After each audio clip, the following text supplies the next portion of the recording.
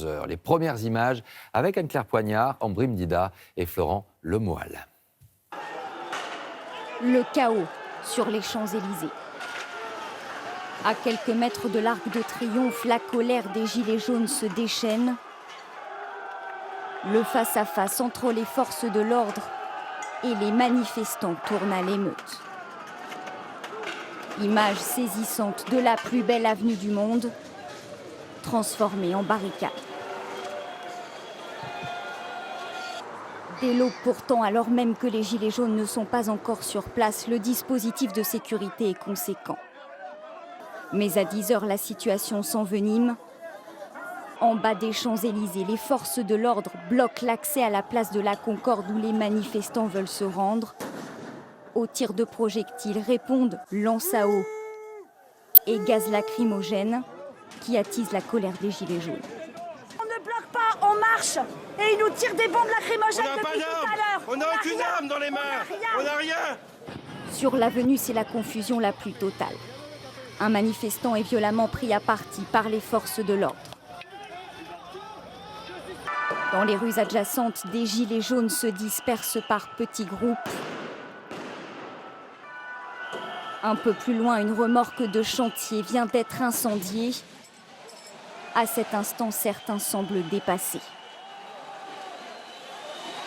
Je trouve ça dommage. Moi, je suis venu pour manifester ici, pas pour casser. On est venu ici pour se faire entendre, pas pour casser, quoi. Et les dégâts sont nombreux. Feux de circulation à terre, pavés descellés. Certains arrachent même des barrières de chantier pour en faire des barricades. Les passants sidérés scrutent la scène depuis les magasins où ils se sont réfugiés. En plein samedi sur les Champs-Élysées, les commerçants ont baissé le rideau. Les rares restaurants restés ouverts, sauf ceux qu'ils peuvent de leur terrasse. Ils ont pris des chaises, ils ont pris des tables, ils ont pris même les consoles et tout. Très tendu, très tendu, tagué de partout, terrasse abîmée. Voilà. Le manque à gagner, il est important pour vous ? Je pense, oui, on va fermer la journée. Ce soir, le face-à-face se poursuit entre les forces de l'ordre et quelques groupes de manifestants. Les affrontements sur les Champs-Élysées ont fait 19 blessés. Oui, des incidents qui ont entraîné l'interpellation de 42 personnes à Paris. Alors où en est-on ce soir? On va retrouver François Bedonnet justement sur les Champs-Élysées. Bonsoir François, quelle est la situation en ce début de soirée? Bonsoir Laurent, écoutez, la situation reste extrêmement tendue au moment où je vous parle. Alors au moment précis où nous parlons, il n'y a plus d'affrontement direct entre les forces de l'ordre et les manifestants parce que dans la fin d'après-midi, eh bien, les forces de l'ordre ont descendu les Champs-Élysées et avec des canons à eau, elles ont dégagé les manifestants qui sont partis dans les rues adjacentes. Mais au moment où nous parlons, eh bien, les forces de l'ordre sont reparties. On a aperçu des petits groupes qui revenaient sur les Champs-Élysées. Il y a encore des barricades en feu. J'ai vu également des petits groupes qui sortaient des stations de métro avec visiblement l'envie d'en découdre. Donc la soirée va être extrêmement tendue. Merci beaucoup François. Une tension qui a fait l'objet d'une passe d'armes politique aujourd'hui entre le ministre de l'Intérieur, Christophe Castaner, ayant fait le choix de cibler Marine Le Pen et son appel à manifester sur la célèbre avenue parisienne. La dirigeante du Rassemblement national a, elle, tenu à rejeter la responsabilité des violences sur le gouvernement. On les écoute. Sur Paris, on voit une évolution. À l'appel de Marine Le Pen, qui avait invité les manifestants à venir sur les Champs-Élysées, effectivement, près de 5000 personnes sont mobilisées. Mais ce que l'on constate, c'est qu'aujourd'hui, l'ultra-droite s'est mobilisée, est en train de vouloir dresser des barricades sur les Champs-Élysées. On voit bien qu'il y a derrière cette déclaration de la petite politique politicienne. Je n'ai évidemment aucune responsabilité dans ce qui se passe, mais ça démontre surtout que le gouvernement, une fois de plus, n'a rien compris. Il n'a pas compris la profondeur du mouvement, il n'a pas compris que ce mouvement vient de la profondeur du peuple central. Il n'a pas compris que la souffrance, il n'a pas compris l'angoisse qui est celle de ces millions de Français qui n'arrivent plus à boucler les fins de mois. Alors, qui était aujourd'hui sur les Champs-Élysées? Quelques politiques, François Ruffin pour la France Insoumise ou encore Jean Lassalle, mais qui a exprimé cette violence? Des gilets jaunes excédés qui se radicalisent. La manifestation a-t-elle également été phagocytée par des mouvements extrémistes? Décryptage en images avec Stéphanie Pérez, Paul-Luc Monnier et Stéphane Guillemot. Au milieu des fumigènes et du chaos, une foule hétéroclite. Les gilets jaunes en première ligne. comme cet homme qui arrache des arbustes pour alimenter le brasier en plein milieu des Champs-Élysées. Et ceux, souvent venus de régions, qui se découvrent prêts à tout pour défendre leur cause. Vous savez ce que j'ai fini par faire? J'ai aidé à décrocher un ou deux parpaings. Je les ai pas jetés. Mais voilà. Voilà où on en est tous réduits et c'est ma première manifestation.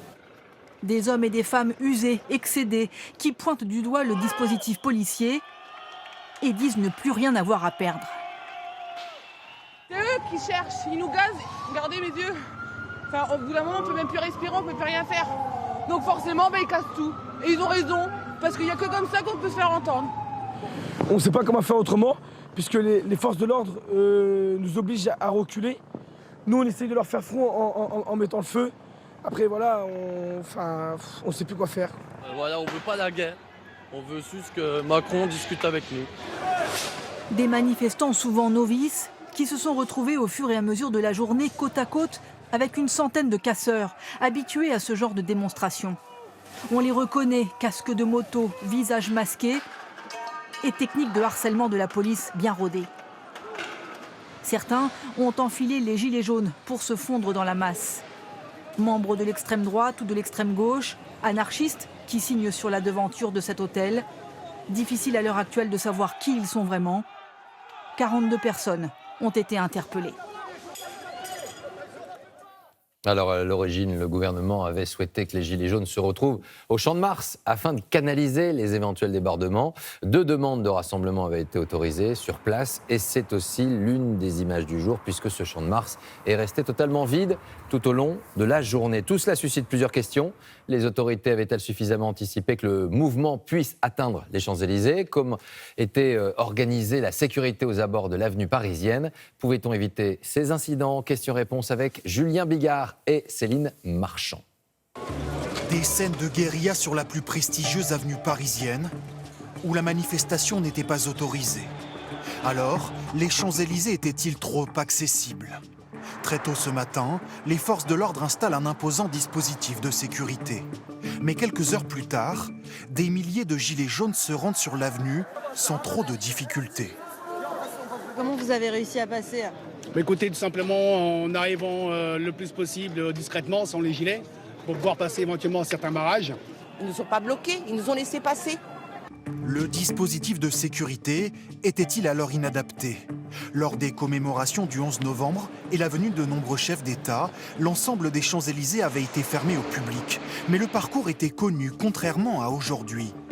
Les autorités n'ont bouclé qu'une partie de l'avenue et les manifestants ont pu passer par le haut des Champs-Élysées, ici en jaune.